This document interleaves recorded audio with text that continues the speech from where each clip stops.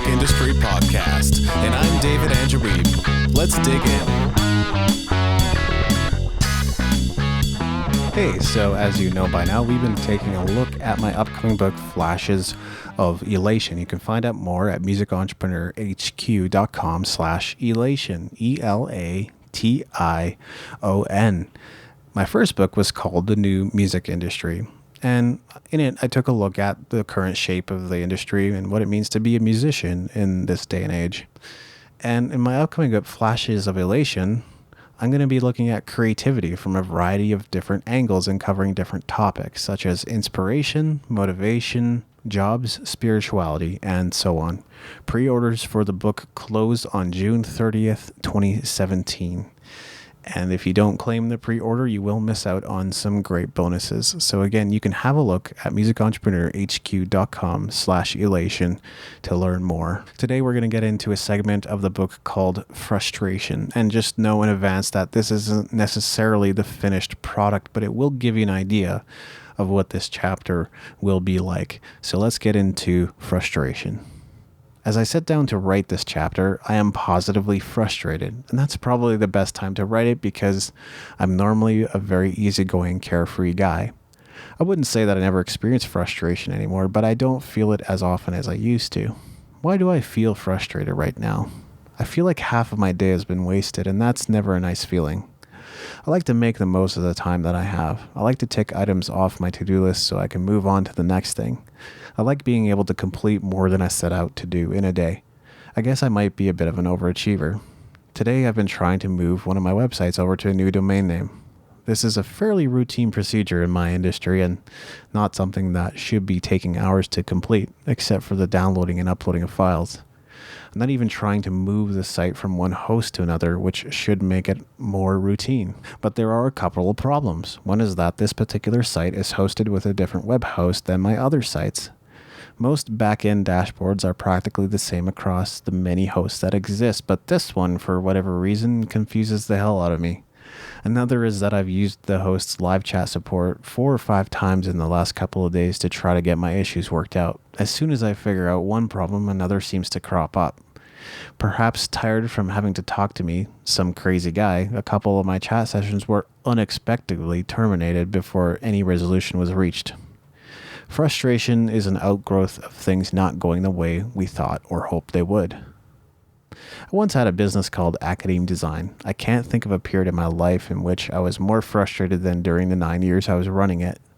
I would work on graphics and get frustrated. I would work on websites and get frustrated. And keep in mind that this is what we did professionally. It's what people hired us to do.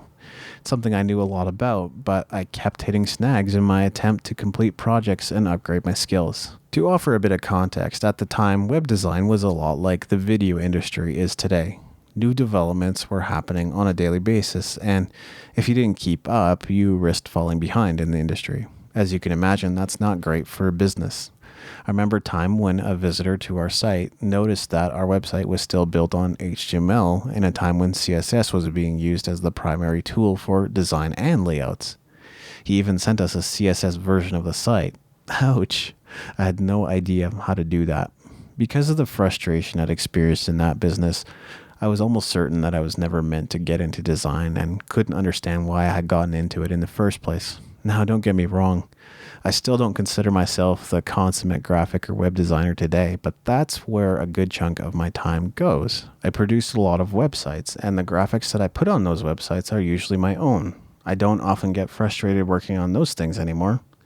I'm sure I wouldn't be able to do it if I got worked up every time I logged into WordPress.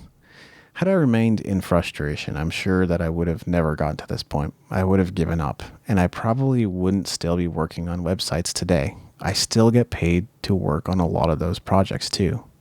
But trust me, there were plenty of times when I wanted to throw my laptop against the wall.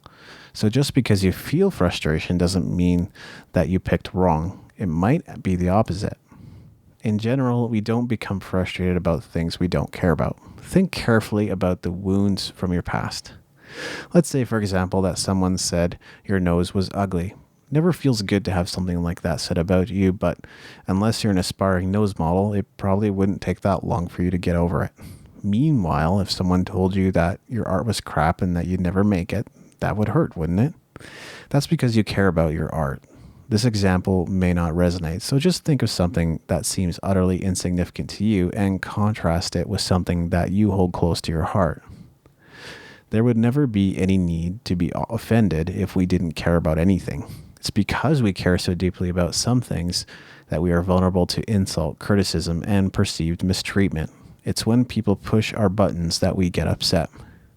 When people say that your greatest weakness can turn into your greatest strengths, I think this is exactly what they mean. It's not that you're weak now, and in some far off time you'll be stronger. It's that your weaknesses already are your strength. It's just that you've been hurt in that area of your life, and again, that's because you care about it. If you didn't, why would you be hurting? Frustration can happen with or without people, and in my experience, can even occur while you're working on something you know you're passionate about. Maybe it's just that you know you can do better. Maybe the project isn't turning out how you expected it to, and maybe, just maybe, there's something deeper at work, like spiritual opposition. One of Steven Pressfield's most known books is The War of Art. We don't often equate art with waging war, but that's really what it is, isn't it?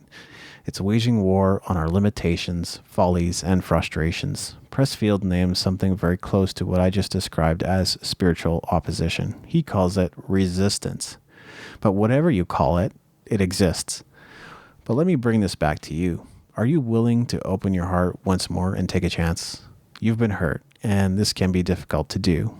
But if you step out in faith, you may discover a source of joy you haven't felt in a long time. No, you aren't assured safety from the world. You might get hurt again, but your greatest source of pain is likely your greatest source of joy too, and to deprive yourself of that is to kill your creative spirit. Thanks for listening. Make sure to go to musicentrepreneur.hq.com for show notes and other goodies, and leave us a review in iTunes to help us spread the word.